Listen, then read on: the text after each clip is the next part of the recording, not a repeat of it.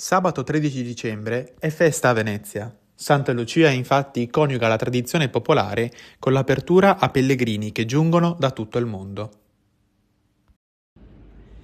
Sono oltre 8 secoli che Lucia si trova a Venezia e quindi la sua presenza è sentita dai veneziani in maniera molto particolare, considerando che fra l'altro la Santa è stata presente in città in diversi luoghi, a cominciare dalla chiesa di San Giorgio per poi passare alla chiesa demolita, poi per lasciare spazio alla stazione. Quando è arrivata al santuario attuale, chiesa di San Geremia, la chiesa è diventata il luogo che catalizza l'attenzione di tanti fedeli, non solo della città e della terraferma, perché vengono da un po' tutte le regioni vicine, ma anche dell'intero mondo, perché la vocazione turistica di Venezia ha portato qui tutti i devoti di Lucia, dall'estremo oriente fino all'estremo occidente. È bello sentire che questa coralità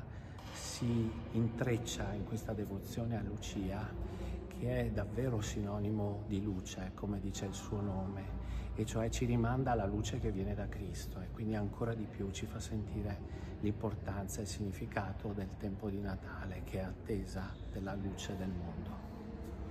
Durante la messa, animata dal coro diocesano, il patriarca Francesco Moraglia ha legato la figura di Lucia a quella di tanti martiri che muoiono ancora oggi a causa della loro fede.